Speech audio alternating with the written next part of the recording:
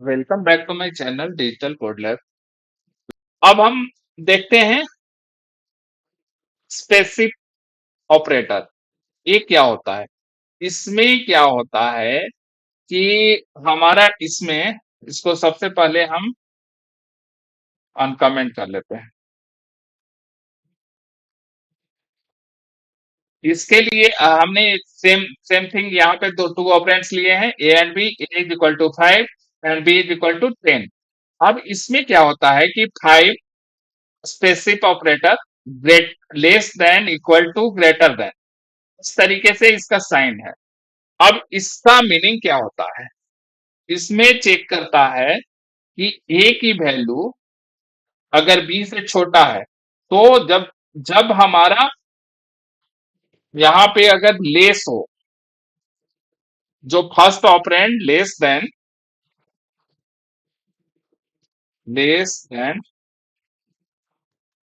की अगर साइन हो, ए अगर सेटिस्फाई कंडीशन सेटिस्फाई करता है तो ए -1 रिटर्न करेगा। वहां पे अगर इक्वल टू होगा, if equal both operand, if both operand will equal, then it will return 0। Equal to के केस में, लेस देन का केस में, लेस देन का अगर केस है तो उसमें -1, इक्वल टू के केस में 0, और अगर हमारा ग्रेटर देन होगा, ग्रेटर देन के केस में क्या होगा?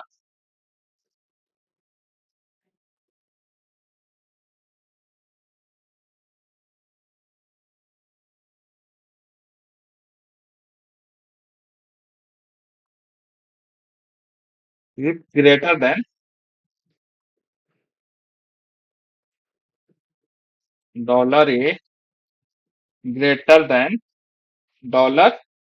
$B, then it will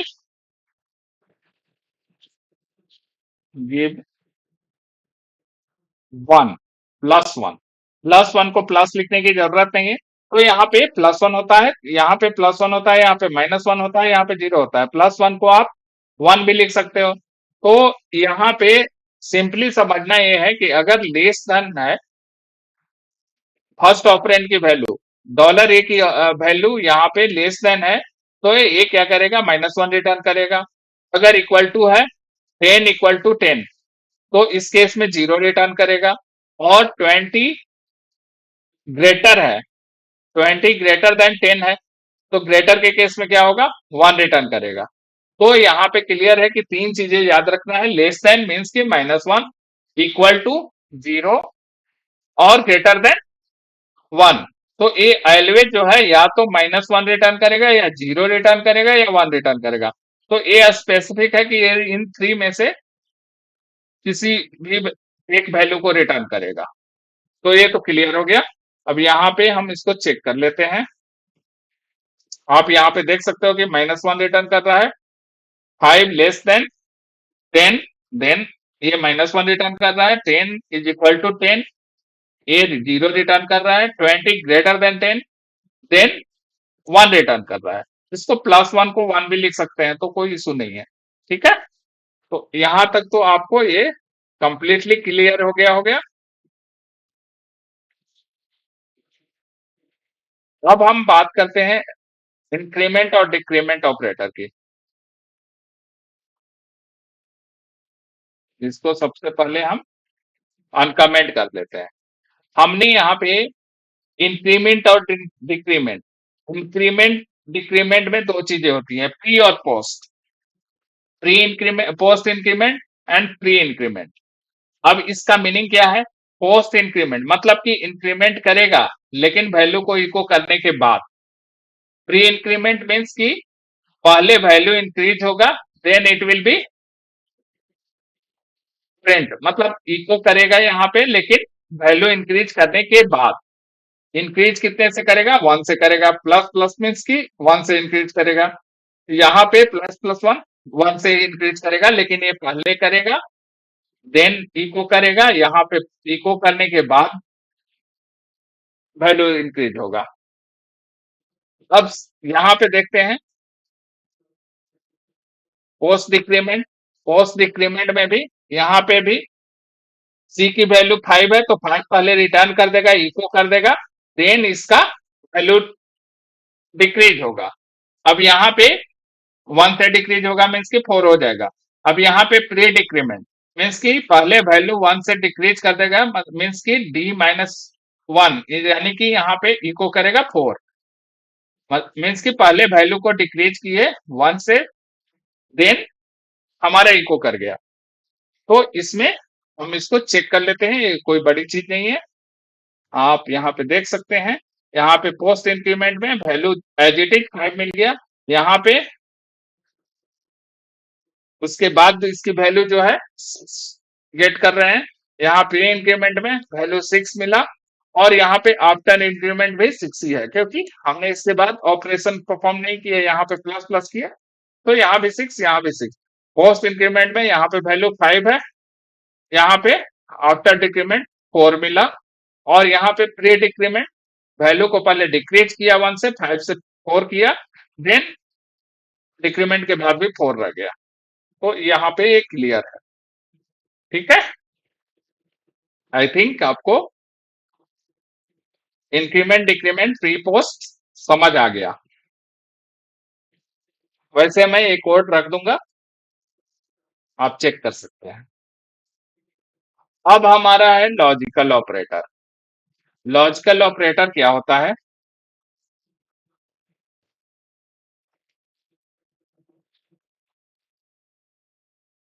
इसको पहले हम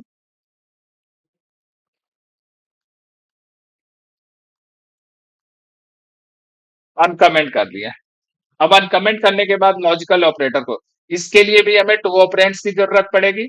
यहाँ पे हमने टू ऑपरेंड्स ले लिया है, एक dollar A is equal to 10, dollar B is equal to 5, दोनों में वैल्यू असाइन कर लिया।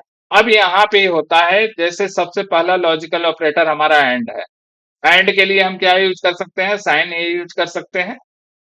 तो यहाँ पे हमने क्या किया कि dollar A greater than 5 and dollar be greater than 2, तो यहाँ पे देख सकते हैं कि डॉलर ए की वैल्यू कितनी है, 10, 10 5 से ग्रेटर है, एंड मतलब कि बी, बी बी के साथ हम एंड कर रहे हैं, तो बी की वैल्यू ग्रेटर देन 2, 5 2 से ग्रेटर है, तो यहाँ पे दोनों कंडीशन, कंडीशन ए ग्रेटर देन 5 ये भी ट्रू है, और बी ग्रेटर देन 2 ये दोनों ट्रू है, तो इसका एंड करेंगे ट्रू एंड ट्रू, तो ये ट्रू ही देगा, तो ये हमारा ट्रू रिटर्न करेगा।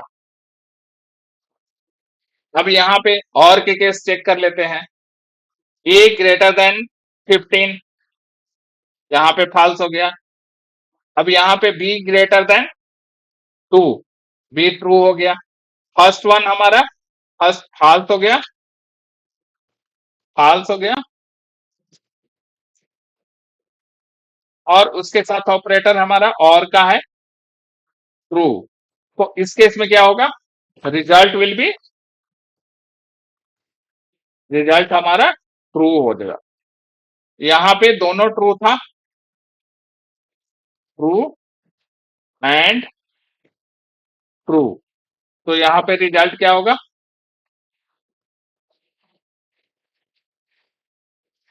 ट्रू होगा। अब यहाँ पे नोट का साइन है, अब यहाँ पे क्या कह रहा है कि ए ग्रेटर देन 15, ए ग्रेटर देन 15 ये फॉल्स है, फॉल्स का नोट मीन्स की फॉल्स का अपोजिट, तो यहाँ पे अगर हम देखें तो नोट फॉल्स, ये क्या हो जाएगा, नोट फॉल्स अगर हम करें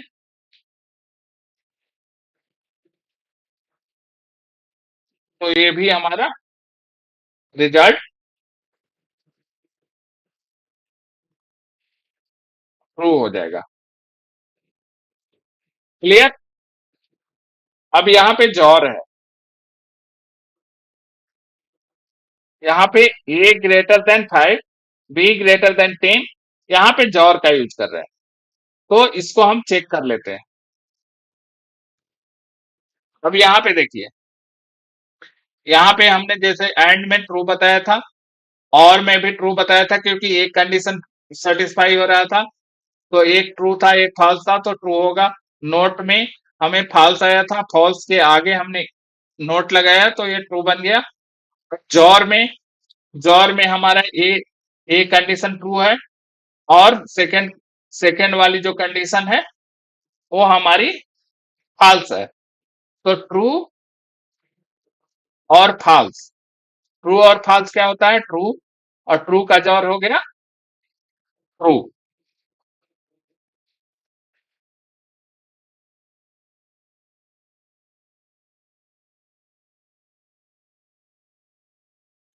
तो ये भी हमारा आई थिंक क्लियर है था।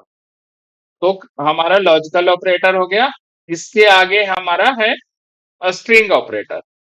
स्ट्रिंग में कौन कौन से ऑपरेटर होते हैं, इसको भी एक बार हम देख लेते हैं। अनकमेंट कर दिया। अब हम यहाँ पे देखते हैं string, string operator.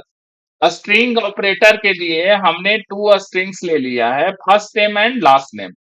First name is digital and last name is code left. तो यहाँ पे आप देख सकते हैं कि हम जो फर्स्ट ऑपरेटर पढ़ने वाले हैं वो क्या है? कॉनकैटिनेशन। इसको तो हम लोग पहले से भी यूज करते आए हैं, पिछले भी ट्यूटोरियल में हमने देखा है, बट हमने इसको बताया नहीं था ऑफिशियली। तो यहाँ पे आप देख सकते हैं कि फर्स्ट नेम डॉट, हमने ब्लैंक स्पेस लिया और डॉट लास्ट नेम किया। तो ये फर्स्ट नेम लास्ट नेम एक साथ स्पेस के साथ, मीन्स की डिजिटल यहाँ पे किस तरीके से दिखना चाहिए? यहाँ पे दिखना चाहिए ये digital as it is, then space, space दे देगा क्योंकि यहाँ पे स्पेस है, देन कोड लैब। तो इस तरीके से कुछ इसकी आंसर आनी चाहिए। इको कराने पे हमें ब्राउजर पे दिखेगा। अब कॉन्केटिनेशन असाइनमेंट ऑपरेटर, जैसे हम अरिथमेटिक के साथ असाइनमेंट ऑपरेटर यूज कर रहे थे, वैसे कॉन्केटिनेशन के साथ भी असाइनमेंट ऑपरेटर यूज कर सकते हैं। यहाँ पे message is equal to hello कर दिया। अब हेलो के साथ हमने वर्ड को कॉन्केटिनेट करना था, तो हेलो को हम इस तरीके से भी लिख सकते थे, dollar message dot is equal to dollar message dot,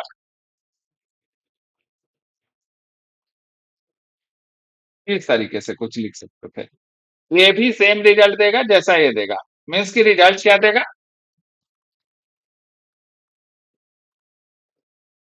hello world. Hello के साथ, हेलो पहले से था, उसके साथ हमने कॉन्केटिनेट कर दिया स्पेस के साथ वर्ल्ड। तो इस तरीके से हमारा कुछ रिजल्ट आएगा, राइट। अब ये कॉन्केटिनेशन ऑपरेटर हो गया, जो कि स्ट्रिंग में कॉन्केटिनेशन ऑपरेटर हम बहुत ही ज्यादा यूज करते हैं। तो ये कॉन्केटिनेशन ऑपरेटर है। अब इसको हम एक बार देख लेते हैं। अब यहाँ पे देखिए digital Code lab with blank space, यहाँ पे हेलो वर्ल्ड आ गया। तो इसमें कोई कंफ्यूजन नहीं है, आप इसको इजीली समझ गए होंगे। इसको हमने कमेंट कर दिया। अब लास्ट ऑपरेटर जो है हमारा,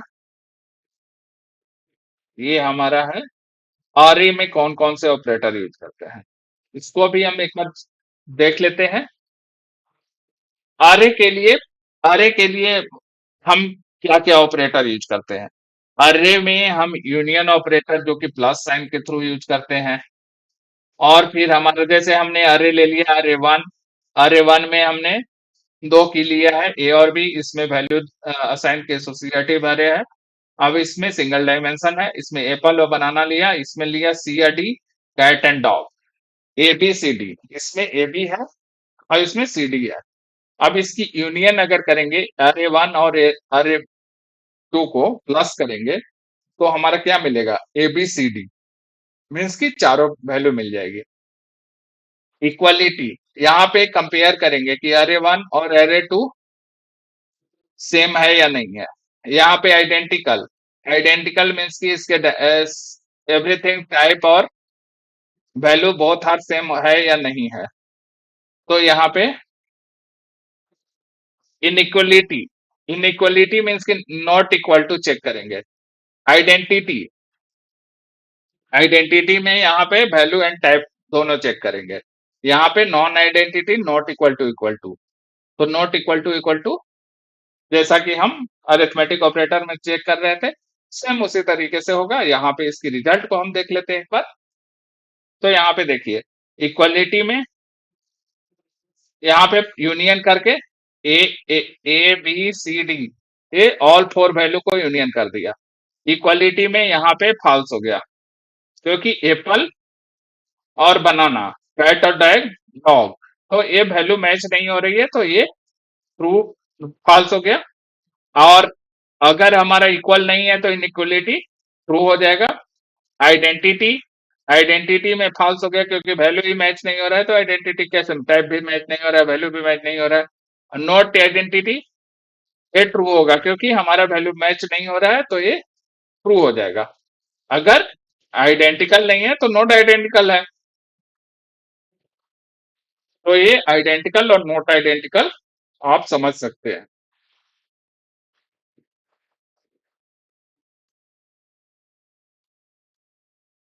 इसको हमने कमेंट कर दिया। एंड यहाँ पे हमारा लास्ट 8th नंबर पे है कंडीशनल ऑपरेटर।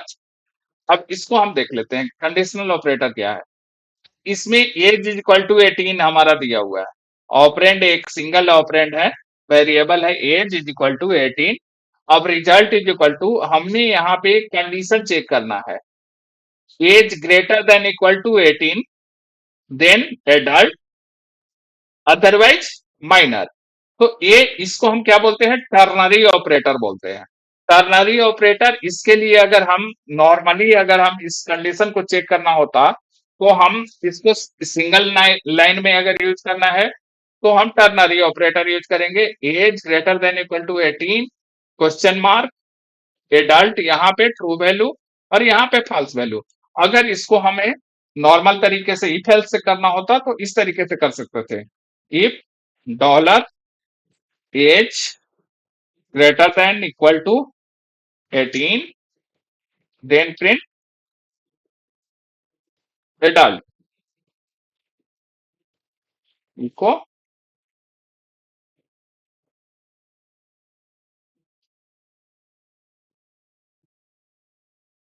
एडल्ट। अब यहाँ पे एल्स का केस बनाना पड़ता है हमें। एल्स में हम क्या करते हैं, माइनर को इको करा देते हैं कि या तो ए कंडीशन होगा या तो ए होगा।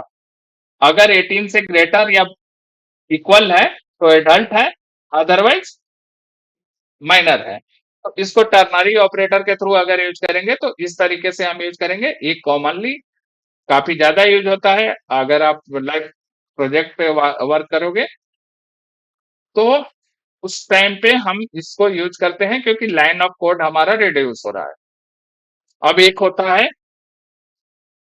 कोलेसिंग operator, null coalescing operator. Null coalescing operator क्या है, यहाँ हमने name is equal to null रखा है। नल रखा है मीन्स की कुछ भी नहीं, नथिंग। तो यहाँ पे हमने क्या करा है, नेम और डबल क्वेश्चन मार्क, मीन्स की अगर नेम है की वैल्यू अगर एग्जिस्ट करती है तो नेम को इको करेगा, अदरवाइज गेस्ट यूजर।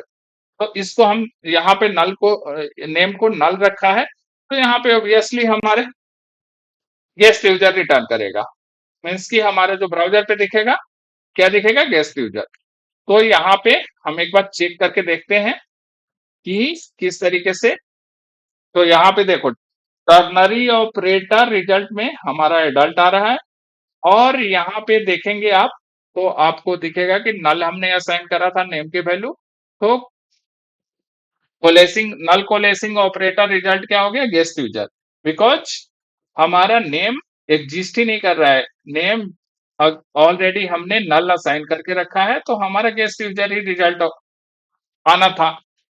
तो यहां तक हमने ऑपरेटर जितने भी ऑपरेटर पीएचपी में होते हैं हमने यहाँ पे डिस्कस कर लिया, और मेरे समझ से ये सब कुछ क्लियर होगा। अगर कुछ भी दिक्कत है ऑपरेटर में, कहीं भी कोई कंफ्यूजन है, तो आप कमेंट्स में पूछ सकते हैं।